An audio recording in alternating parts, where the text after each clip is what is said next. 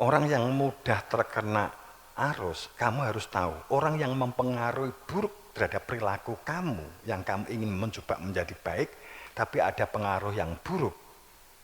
Kamu yang kena pengaruh namanya kamu pecundang, yang mempengaruhi kamu itu namanya pengecut.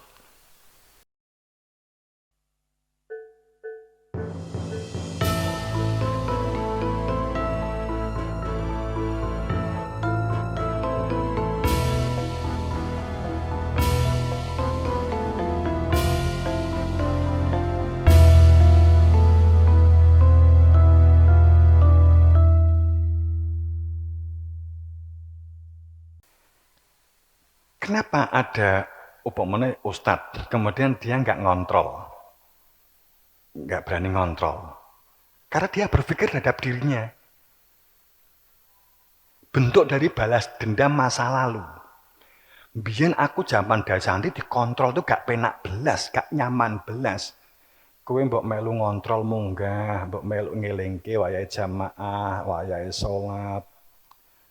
Kenapa sih kamu gak melakukan? Kemudian menjawab, saya dulu sebagai santri gak nyaman kalau dikontrol.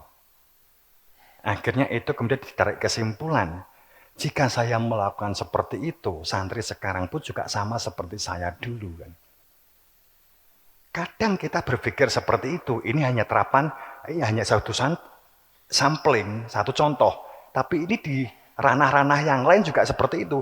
Sering orang menyimpulkan sesuatu pengalaman pribadi, tidak diolah dengan pikiran. Tidak diolah dengan satu solusinya. Sebenarnya harusnya saya bagaimana gitu loh.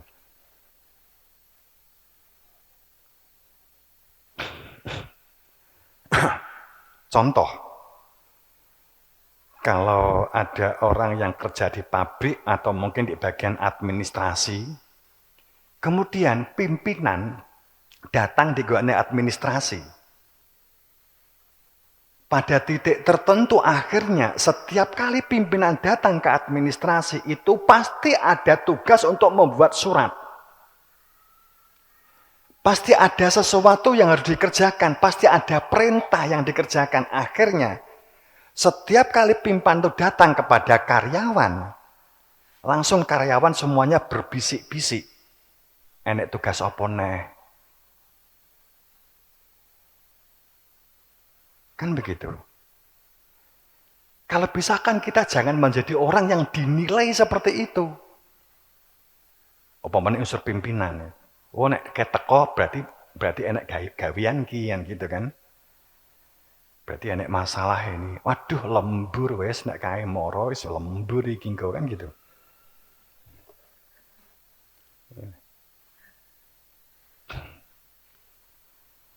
Atau anu ditimbali Romo, waduh didukani apa ya ki. Berarti itu berpikir bahwa setiap kali saya memanggil itu pasti saya memarahi.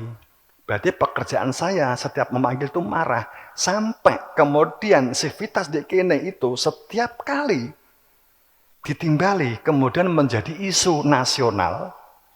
Ditimbali Romo. Lah, wes salah apa?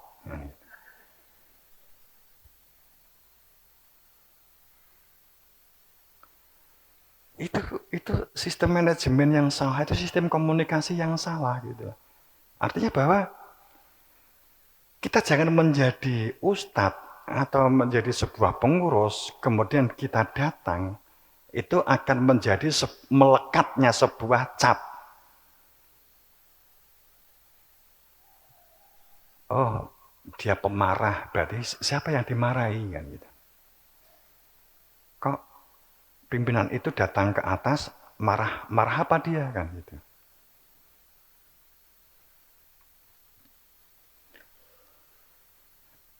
Ini yang katakanlah kalau dalam sistem manajemen ini ya. Artinya tadi itu kan seharusnya kita tidak menyimpulkan kemudian berpikir. Kadang itu kalau kita ada orang ya yang kadang orang itu salah terima. Kalau orang itu nggak bisa adil dan ihsan itu kadang salah terima. Umpamanya kita merasa Saat kita mendatangi sebuah forum, menencep. Katakanlah kalau saya datang ke kantin, ya, katakanlah datang ke kantin. Kemudian di kantinnya kan dari ini sepi, dah. Pamannya kan begitu. Saya ke kantin, coba saya ke kantin gitu. Dulu zaman ada Bu Saroh, Bu Saroh itu, kalau saya ke kantin, saya duduk di kantin gitu diusir. Biasanya diusir. Saat itu Mas gitu. Mas, wayahe istirahat jenengan keluar. Lah nyapa? Kingko ganek cah tuku. Loh, apa masalahnya? Takut kan gitu. Wong rong survei kok kan gitu kan. Tapi faktanya takut. Satu saat saya pernah ke kantin dengan bapak, saya ngetut ke bapak. Terus kemudian duduk di kantin.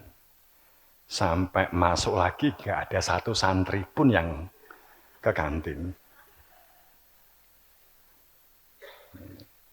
Mbah Yai. Saya dengan Mbah Yai jagongan di jero kantin. Akhirnya gak ada santri sitok-sitok. Kalau saya ya hanya berkurang gitu, berkurang banyak begitu. Kalau Mbah Yai sepi, mlebu nyunyuk, balik, nyunyuk, balik. Anu le, jadi den-den manuk le.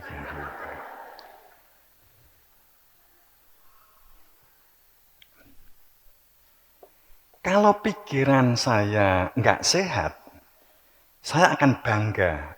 Mereka loh segen dengan saya. Saya orang bijak ternyata ya. Gitu loh. Tapi yang saya tidak tahu di balik layar, aduh enek Pak Yai modern aku, ciloko kan gitu.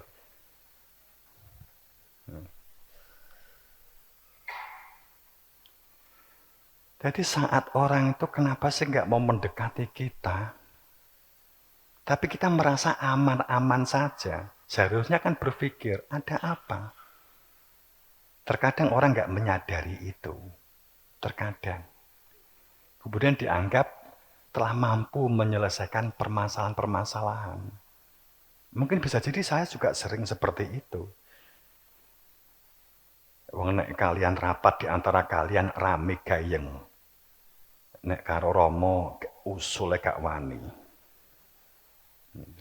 Terus akhirnya saya merasa sebenarnya saya itu pinter menguasai medan. Enggak, padahal saya percaya kamu cuma takut untuk mengungkap sesuatu. Ya untung kan saya menyadari ini. Kalau enggak kan saya ngomong kepada tim. Yang lain sudah pasrah ke saya, terserah saya kan gitu kan. Ini artinya kita harus bil adil wal ihsan. Harus koreksi. Ada apa?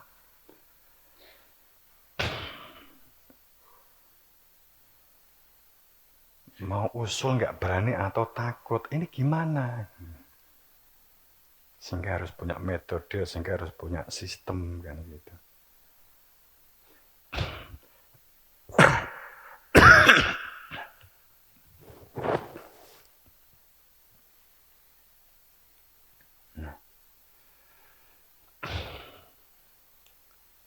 Nah, seperti tadi ya kan kalau ada umpamanya kok gak tahu ngontrol, ya saya cuma meyakini mungkin seperti itu.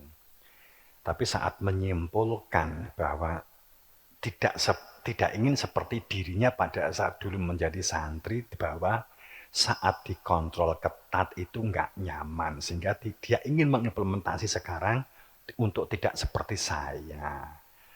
Terkadang orang berpikir seperti itu, nggak sadar itu adalah satu bentuk kesalahan. Apa yang dilakukan? Sebenarnya itu adalah alat untuk melakukan pendekatan hati ke hati. Bagaimana? Supaya muncul satu kehidupan komunikatif batiniah. Sehingga ungkapan mahabbah birauhilah. Kan itu yang seharusnya. Sehingga seorang pimpinan datang ke karyawannya, tapi kalau datang hanya memberi tugas surat undangan iki gawekne, undang kae gaweke, iki manggil si A gaweke surat, gawe SK ini gaweke surat, morone hanya itu. Berarti setiap kali dia datang hanya membawa perintah, bukan pendekatan-pendekatan secara batin, maka kenyamanan situasi itu tidak terbangun, program akan banyak yang macet, program banyak yang stagnan. Kalaupun jalan, hanya ide-ide tertentu orang yang berani melakukan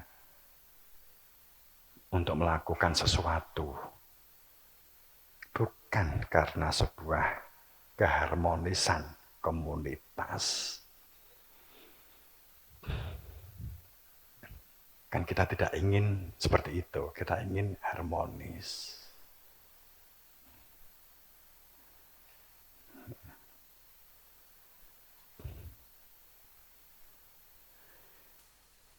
Untuk membuat lingkungannya itu adalah nyaman, kamu ingin lingkunganmu itu terbentuk dengan baik, kamu akan menjadi manusia pembohong. Pada saat kamu sering keluar-keluar membuat satu perilaku baik kepada lingkungan, tapi ternyata keluarga kita sendiri tidak pernah harmonis, itu adalah bohong.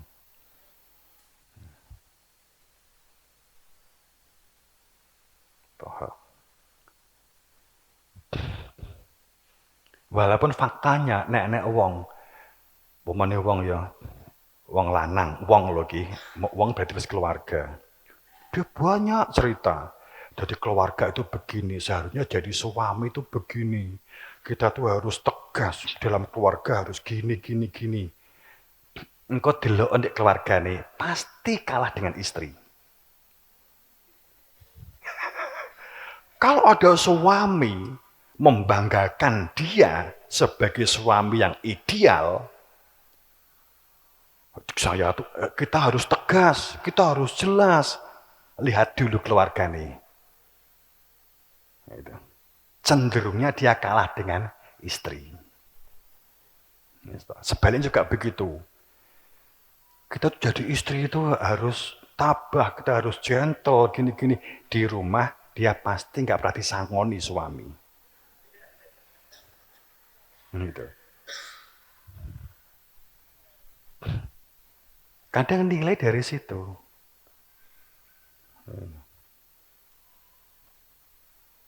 Saya kaget, Wahyu Ruruh Moro Sowandik Romo cerita.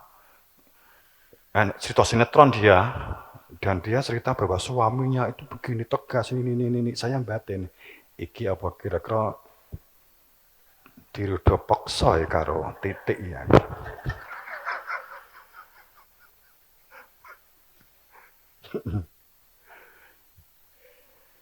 Karena sebenarnya itu nggak ngadu, itu sudah ngadu gitu loh kalau kita berpikir gitu.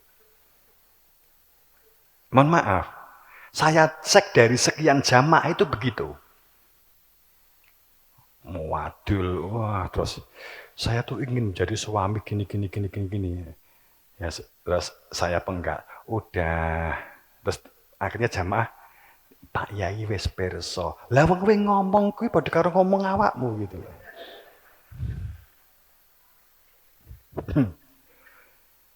Ini tak buka lagi rahasia lagi.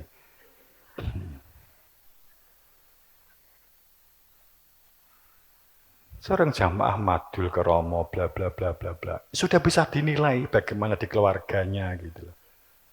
Sudah bisa dinilai.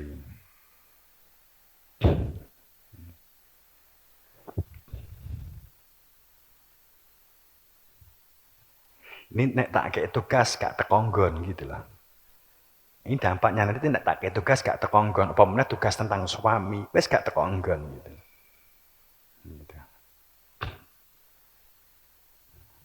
Makanya kadang kan saya ungkap langsung, enggak mboten kula mawon. Lah kamu kan istri. Lah kok Romo perso? Lah wong wis matur kok. Oh, kan wis ngaku aku. Kapan? Nah, dia kan nggak sadar kalau wis ngaku. Jamaah wakeh ngaku kromo tuh banyak memang gitu loh. Tapi nggak usah khawatir, saya bukan orang yang pembuka rahasia, kecuali wahyu mang.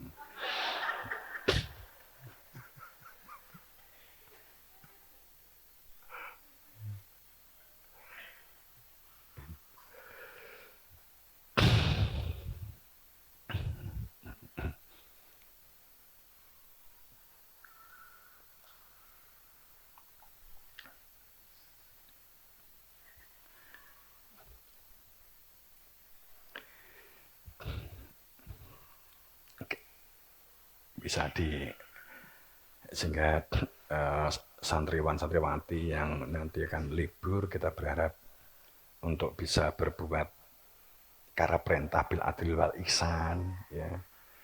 Kamu harus tahu kamu itu menjadi santri untuk menjadi manusia yang lebih baik.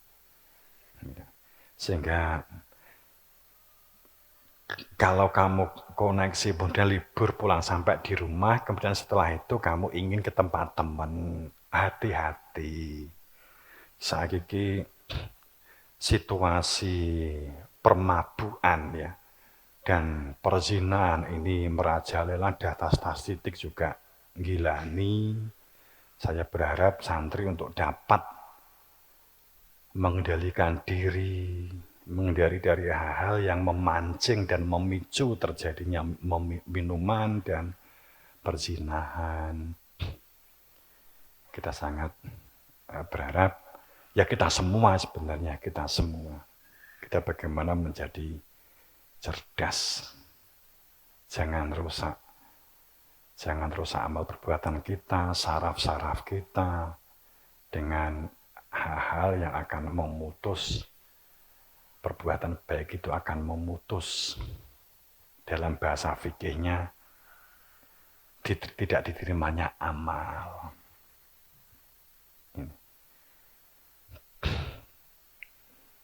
Itu sebenarnya yang dikatakan di awal tadi. Bagaimana mau pinter, bodoh saja tidak punya. Jiwa fakir maksudnya. Jiwa fakir.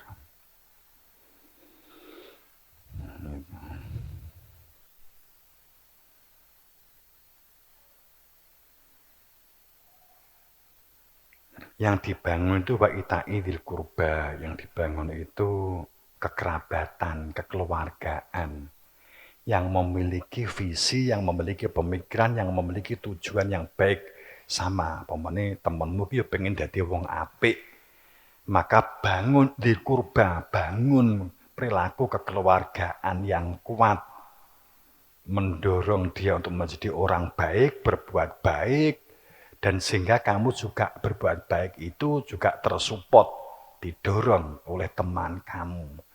Jadi dzil qurba, terbentuknya satu ikatan, kedekatan, kekeluargaan yang baik.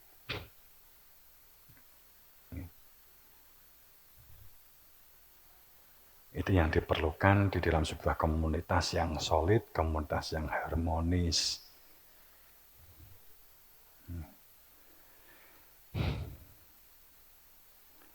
Kemudian yang digunakan adalah akal, menggunakan akal. Akalnya telah tertambat ke hati nurani. Akalnya sudah merekam perilaku-perilaku hati nurani. Maka dikatakan wayanha anil fasya, untuk dapat mencegah pikiran-pikiran, otak-otak dari bisian-bisian, ajaan-ajaan gitu. Pada saat diajak negatif, diajak rusak, diajak minum, diajak pacaran kebablasan, ini anil fasya. Utekmu iku mbok enggo utek iki sudah terhubung dengan nurani. Ini enggak boleh, ini enggak benar ini. Harus berani mengambil sikap. Inilah anil fasya. Diajak nyopet, diajak nyolong, dan gitu kan. Kemudian otak kita ini enggak benar nih. Nah, itu anil fasya wal mungkar. Dan perilaku ingkar. ingkar ciptaan, ingkar telinga, ingkar mata, ingkar otak, ya, ingkar perilaku. Ya intinya sih ngingkari Tuhan, ngingkari risalah, ngingkari utusan sih sebenarnya. Gitu. Perilaku fasa itu perilaku, kalau katakanlah sebenarnya perilaku-perilaku kebenaran nafsu yang seharusnya kebenaran otak ini terhubung dengan nurani. Pada saat ada kebenaran-kebenaran diungkap, otaknya itu dapat menerima sebuah kebenaran. Menerima adanya kebenaran, menerima adanya keberadaan. Nek uang itu dibolak-balik memang gambare beda ning digigit padha kan begitu sama. Ning nek irenge ceren karo irenge kopi kuwi beda.